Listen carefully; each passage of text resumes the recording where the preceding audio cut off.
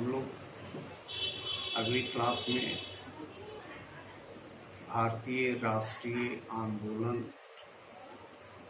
के उदय के कारणों के बारे में जानने की कोशिश कर रहे हैं। इसमें हम लोग ये जाने कि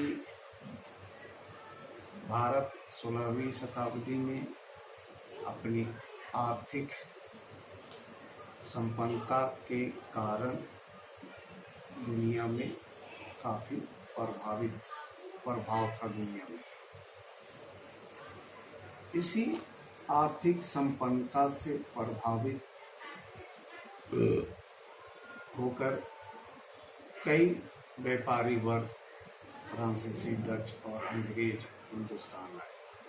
सबसे आखिर में हिंदुस्तान अंग्रेज आए, लेकिन उन लोगों ने सभी को पराजित कर सारे व्यापार पर कब्जा कर लिया और उसके परिणाम स्वरूप भारत की कमियों का फायदा उठाकर देश का शासक बन बैठे और उन्होंने काफ़ी दमन और शोषण करना शुरू किया, जिसके कारण भारतीयों के मन में अंग्रेजों के प्रति नफरत की भावना उभरने लगी, जो भारतीय राष्ट्रीय आंदोलन के कारण के रूप में उभरा। और हम लोग इससे पहले कुछ कारणों के बारे में पढ़ चुके हैं, जिसमें सबसे पहला था 1857 की स्वतंत्रता संग्राम। ये अलग बात है कि ये सफल नहीं हो सका, लेकिन लोगों में ये धारणा पैदा करने में कामयाब हुआ कि हम मिलकर लड़े तो अंग्रेजों को हराया जा सकता है। और फिर दूसरा था राजनीतिक एकता। हमारे यहाँ अंग्रेजों के आने से पहले भारत छोटी छोटी इकाइयों में विभक्त था, लेकिन इसकी शासन की वजह से लोगों को ये लगा कि हम भी राजनीतिक रूप से एक हो सकते हैं। तीसरा था पश्चिमी शिक्षा। पश्चिमी शिक्षा का प्रसार से कई विदेशियों की राय के बारे में जानने का मौका मिला, जिससे देश के अंदर स्वराज, स्वतंत्रता जैसी चीज़ों के प्रति लोगों की जागृति बढ़ी। और उसके बाद तो चौथा धार्मिक सामाजिक सुधार, क्योंकि भारत के अंदर वर्षों से ऊंच नीच, छुआछूत और कर्मकांड की परंपरा चल रही थी, जो ये आंदोलन की वजह से उसमें काफ़ी हद तक सुधार करने की कोशिश की गई। और पांचवा था आर्थिक शोषण।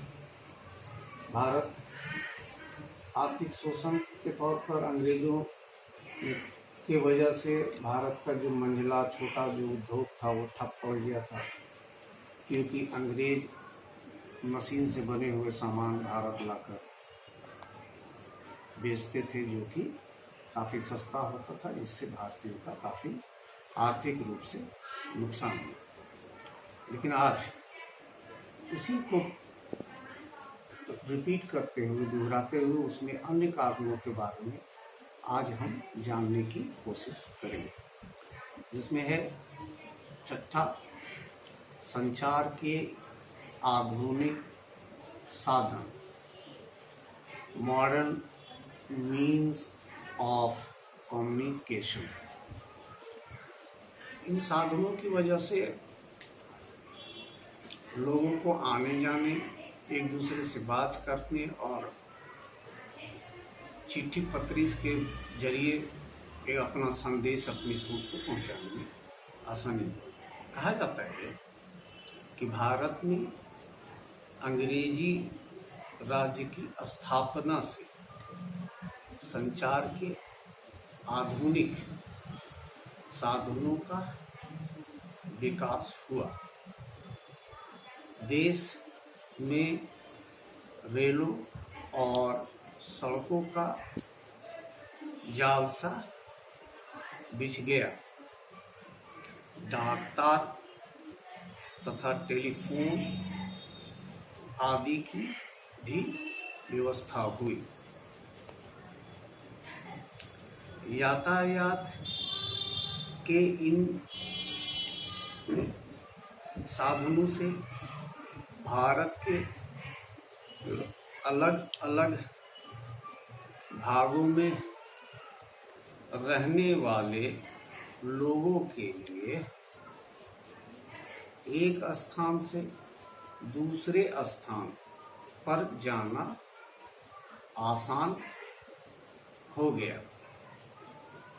उनमें आपसी संपर्क बढ़ा और जो भारतीयों के मन में संकीर्णता थी, मिलने जुलने राय जानने से वो खत्म हुई और उनके अंदर उदारता बढ़ी या उदारता में वो बदल गई। संचार के साधनों से समाचार पत्र देश में दूर दूर तक पहुंचने लगे, जिन्होंने जन जागृति यानी कि जनता को जागरूक करने की शुरुआत किया। इन साधनों के कारण व्यापार और सामाजिक संबंध मजबूत हुए। 1887 ईस्वी में सम्राट जो मर्द होता है उसको सम्राट कहते हैं और कोई महिला अगर शासक हो तो उसको सामग्री कहते हैं। ईस्वी में विक्टोरिया को भारत की महारानी घोषित करने के लिए लॉर्ड लिटन ने विशाल दरबार या भोज का आयोजन किया, जिसमें देश भर से खास व्यक्ति एकत्रित हुए, जो कि संचार के आधुनिक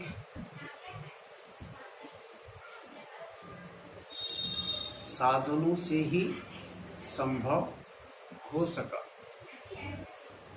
उसे देखकर लोगों को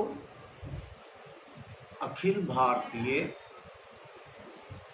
स्तर पर राष्ट्रीय संस्था के संगठन या गठन का विचार हुआ।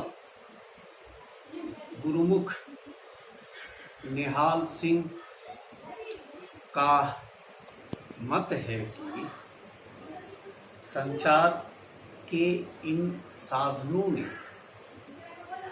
सारे देश को गूंथ कर एक कर दिया और भौगोलिक एकता को हकीकत बना दी। कहने का मतलब यहाँ पर ये है कि संचार के आधुनिक साधनों की वजह से लोग एक जगह से दूसरी जगह आसानी से आने जाने लगे और उस वजह से लोग एक दूसरे के संपर्क में आए, जिनकी वजह से एक दूसरे की विचारों के बारे में जानने का मौका मिला। अब हम लोग इसके सातवें कारण के बारे में जानेंगे। वो क्या है? भारतीय समाचार पत्र तथा साहित्य, इंडियन प्रेस एंड लिटरेचर। भारतीय प्रेस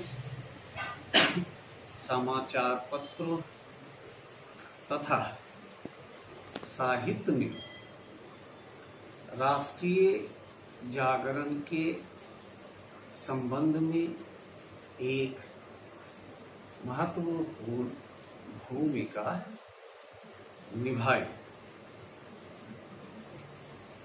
राष्ट्रीय आंदोलन के शुरू के दिनों में एक राष्ट्रीय संस्था का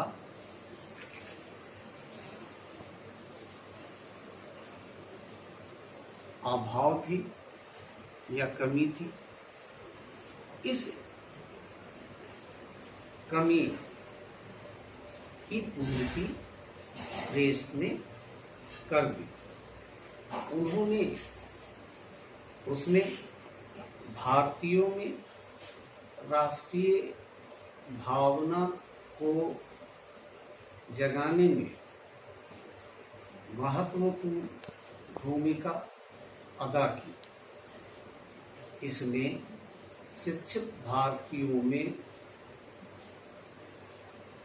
जागरूकता पैदा की और उनमें देश प्रेम तथा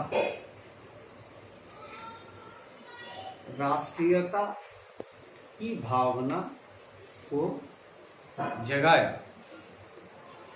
उसने ब्रिटिश साम्राज्य की बुराइयों का पर्दाफाश किया।